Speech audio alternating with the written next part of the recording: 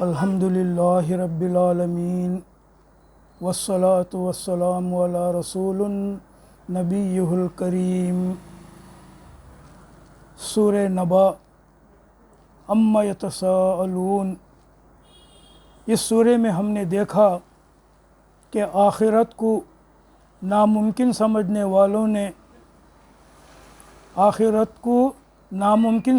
والوں سے مرنے کے بعد دوبارہ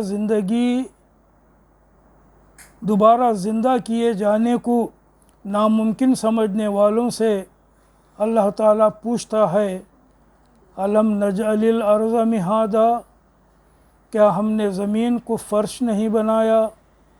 پھر اللہ تعالیٰ آگے فرماتا ہے پہاڑوں کو میخوں کی طرح گاڑ دیا، تمہیں جوڑوں کی شکل میں پیدا کیا، تمہاری نیند کو باعث سکون بنایا، رات کو پردہ پوش اور دن کو معاش کا وقت بنایا، تمہارے اوپر 7 مضبوط آسمان قائم کیے، ایک نہایت روشن اور گرم چراغ پیدا کیا، وجعلنا سراجا وخاجا، اور بادلوں سے لگاتار بارش برسائی تاکہ اس کے ذریعے سے اناج، ترکاری اور گھنے باغیچے اگائیں۔ کیا تم ان چیزوں کو نہیں دیکھتے؟ اللہ تعالیٰ کے بولنے کا مطلب یہ ہے، کیا تم ان چیزوں کو نہیں دیکھتے، ان پر غور نہیں کرتے کہ ان کے اندر خدا کی کیسی قدرت موجود ہے؟ کیا ایسی زبردست قدرت رکھنے والا خدا تمہیں مرنے کے بعد دوبارہ پیدا نہیں کر سکتا؟ کیا وہ دنیا کو فنا کر کے آخرت نہیں لا سکتا؟ اس طرح اللہ کی قدرت کے کمالات پر غور کرنے کی طرف توجہ دلائی ہے۔ آج ہم ان میں سے اللہ کی قدرت کے 2 کمالات کی کچھ تفصیل جانیں گے۔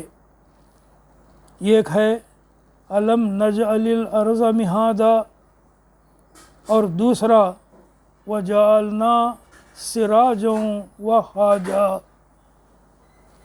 پہلے الم نجعل الارض مہادا، کیا ہم نے زمین کو فرش نہیں بنایا؟ زمین کی طرف توجہ کرتے ہیں۔ اس سورے میں اللہ نے الم نجعل الارض مہادا فرمایا، کیا ہم نے زمین کو فرش نہیں بنایا؟ مہادا کا مطلب ہے فرش، بچھونا، گہوارہ۔ سورہ زخرف میں اللہ تعالیٰ نے فرمایا الذی جعل لکم الارض مہدا، مہدا، نبا میں فرمایا مہادا اور زخرف میں فرمایا مہدا۔ مہدا کا مطلب ہوتا ہے، ترجمہ ہوتا ہے گہوارہ۔ اور سورہ نمل میں اللہ تعالیٰ فرماتا ہے الم نجعل الارض قرارا، کیا ہم نے زمین کو جائے قرار نہیں بنایا، ٹھکانہ نہیں بنایا؟ تو اس طرح اللہ تعالیٰ زمین کو فرش، بچھونا، گہوارہ، جائے قرار اور ٹھکانہ فرماتا ہے، کہتا ہے۔ زمین کا اپنی بے حد و حساب مختلف النوع آبادی کے لیے، مختلف قسم کی آبادی کے لیے، مختلف قسم کی آبادی مطلب انسان، حیوان، نباتات، چرندے، پرندے، پہاڑ، سمندر وغیرہ وغیرہ جو کچھ زمین پر ہے، ان تمام کی آبادی کے لیے زمین کا جائے قرار ہونا کوئی سادہ سی بات نہیں ہے۔ اس کرۂ خاکی کو، مٹی کے اس گولے کو، زمین کو جن حکیمانہ مناسبتوں کے ساتھ قائم کیا گیا ہے، ان کی تفصیلات پر آدمی غور کرے تو اس کی عقل دنگ رہ جاتی ہے، اور اسے محسوس ہوتا ہے کہ یہ مناسبتیں ایک حکیم و دانا قادر مطلق کی تدبیر کے بغیر قائم نہ ہو سکتی تھیں۔ یہ کرہ زمین فضائے بسیط میں معلق ہے، کسی چیز پر ٹکا ہوا نہیں ہے، مگر اس کے باوجود اس میں کوئی اضطراب اور اہتزاز نہیں ہے، ہلتا جلتا نہیں ہے۔ زمین میں ذرا بھی اہتزاز ہوتا، زمین کچھ بھی ہلتی جلتی، اگر اس میں ذرا بھی اہتزاز ہوتا جس کے خطرناک نتائج کا ہم کبھی زلزلہ آ جانے سے بآسانی اندازہ لگا سکتے ہیں، تو یہاں کوئی آبادی ممکن نہ تھی۔ اگر یہ زمین ہلتی ہوتی ہمیشہ تو یہاں پر کوئی آبادی نہیں ہو سکتی تھی۔ یہ زمین، یہ کرہ باقاعدگی کے ساتھ سورج کے سامنے آتا اور چھپتا ہے، جس سے رات اور دن کا اختلاف رونما ہوتا ہے۔ اگر اس کا ایک ہی رخ ہر وقت سورج کے سامنے رہتا اور اس کا دوسرا رخ ہر وقت سورج سے چھپا رہتا تو یہاں کوئی آبادی ممکن نہ ہوتی، کیونکہ ایک رخ کو سردی اور بے نوری، اندھیرا، سردی اور بے نوری نباتات اور حیوانات کی پیدائش کے قابل نہ رکھتی، اور دوسرے رخ کو گرمی کی شدت بے آب و گیاہ بنا دیتی، غیر آباد بنا دیتی۔ اس کرے پر 500 میل کی بلندی تک ہوا کا ایک کثیف ردہ چڑھا دیا گیا ہے جو شہابوں کی خوفناک بمباری سے اسے بچائے ہوئے ہے، ورنہ روزانہ 2 کروڑ شہاب جو 30 میل فی سیکنڈ کی رفتار سے زمین کی طرف گرتے ہیں، یہاں زمین پر وہ تباہی مچاتے کہ کوئی انسان، حیوان یا درخت جیتا نہ رہ سکتا تھا۔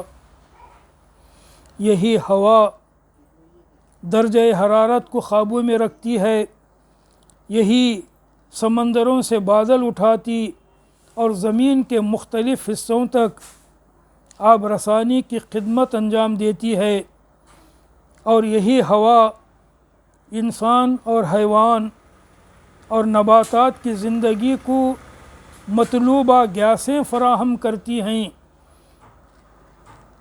یہ نہ ہوتی تب بھی زمین کسی آبادی کے لیے جائے قرار نہ بن سکتی۔ اس کرے کی سطح سے بالکل متصل لگا ہوا وہ معدنیات اور مختلف قسم کے کیمیائی اجزاء بڑے پیمانے پر فراہم کر دیے گئے ہیں جو نباتی، حیوانی اور انسانی زندگی کے لیے مطلوب ہیں۔ جس جگہ بھی یہ سر و سامان نہیں ہوتا وہاں کی زمین کسی زندگی کو سہارنے کے لائق نہیں ہوتی۔ اس کرے پر سمندروں، دریاؤں، جھیلوں، چشموں اور زیر زمین سوتوں کی شکل میں پانی کا بڑا عظیم الشان ذخیرہ فراہم کر دیا گیا ہے، اور پہاڑوں پر بھی اس کے بڑے بڑے ذخائر کو منجمد کرنے اور پگھلا کر بہانے کا انتظام کیا گیا ہے پانی کا۔ اس تدبیر کے بغیر یہاں کسی زندگی کا امکان نہ تھا۔ پھر اس پانی، ہوا اور تمام ان اشیاء کو جو زمین پر پائی جاتی ہیں سمیٹے رکھنے کے لیے اس کرے میں نہایت ہی مناسب کشش رکھ دی گئی ہے، گریوٹی۔ یہ کشش اگر کم ہوتی تو ہوا اور پانی دونوں کو روک نہ سکتی، اور درجہ حرارت، ٹیمپریچر اتنا زیادہ ہوتا کہ زندگی یہاں دشوار ہو جاتی۔ یہ کشش اگر کم ہوتی تو ہوا بہت سخیف ہو جاتی، وزنی ہو جاتی، ہوا کا دباؤ بہت بڑھ جاتا پریشر بہت بڑھ جاتا، بخارات آبی واٹر ویپرس، بخارات آبی کا اٹھنا مشکل ہوتا اور بارشیں نہ ہو سکتیں، سردی زیادہ ہوتی، زمین کے بہت کم رقبے آبادی کے قابل ہوتے، بلکہ کشش ثقل بہت زیادہ ہونے کی صورت میں زمین کی گریوٹی اگر بہت زیادہ ہوتی تو انسان اور حیوانات کی جسامت بہت کم ہوتی، چھوٹے چھوٹے ہو جاتے، انسان بھی اور دوسری چیزیں بھی۔ انسان اور حیوانات کی جسامت بہت کم ہوتی اور ان کا وزن اتنا زیادہ ہوتا کہ نقل و حرکت بھی ان کے لیے مشکل ہوتی۔ اس کے علاوہ اس کرے کو سورج سے ایک خاص فاصلے پر رکھا گیا ہے جو آبادی کے لیے مناسب ترین ہے۔ اگر زمین کا فاصلہ سورج سے زیادہ ہوتا تو سورج سے اس کو حرارت کم ملتی، سردی بہت زیادہ ہوتی، موسم بہت لمبے ہوتے اور مشکل ہی سے یہ آبادی کے قابل ہوتا۔ اگر فاصلہ کم ہوتا تو اس کے برعکس گرمی کی زیادتی اور دوسری بہت چیزیں مل جل کر زمین کو انسان جیسی مخلوق کی سکونت کے قابل نہ رہنے دیتیں۔ یہ صرف چند وہ مناسبتیں ہیں جن کی بدولت زمین اپنی موجودہ آبادی کے لیے جائے قرار بنی ہوئی ہے۔ کوئی شخص عقل رکھتا ہو اور ان امور کو نگاہ میں رکھ کر سوچے تو وہ ایک لمحے کے لیے بھی نہ یہ تصور کر سکتا ہے کہ کسی خالق حکیم کی منصوبہ سازی کے بغیر یہ مناسبتیں محض ایک حادثے کے نتیجے میں خود بخود قائم ہو گئی ہیں، اور نہ یہ گمان کر سکتا ہے کہ اس عظیم الشان تخلیقی منصوبے کو بنانے اور عمل میں لانے میں کسی دیوی، دیوتا یا جن یا نبی یا ولی یا فرشتے کا کوئی دخل ہے۔ دوسرے مقامات پر تو زمین کو فرش سے تعبیر کیا گیا ہے۔ سورہ زخرف میں زمین کو مہدا کہا گیا ہے، گہوارہ،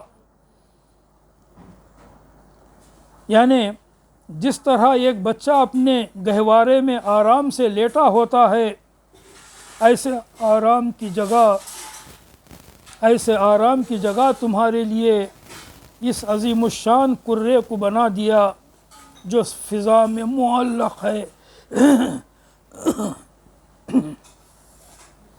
جو 1000 میل فی گھنٹے کی رفتار سے اپنے محور پر گھوم رہا ہے، جو 66,600 میل فی گھنٹہ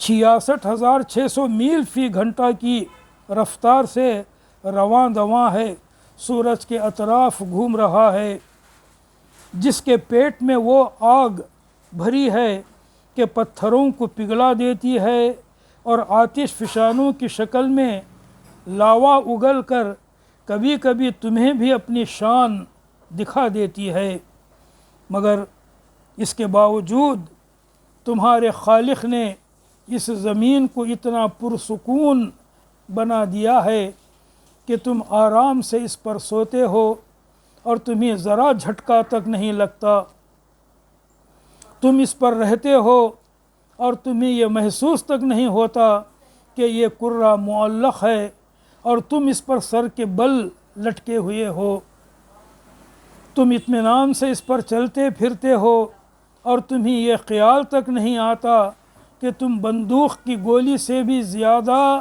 تیز رفتار گاڑی پر سوار ہو، بے تکلف اسے کھودتے ہو، اس کا سینہ چیرتے ہو، طرح طرح سے اس کو پیٹ کر اپنا رزق اس سے حاصل کرتے ہو، حالانکہ اس کی ایک معمولی جھرجھری کبھی زلزلے کی شکل میں آ کر تمہیں خبر دیتی ہے کہ یہ کس بلا کا خوفناک دیو ہے جسے اللہ نے تمہارے لیے مسخر کر رکھا ہے۔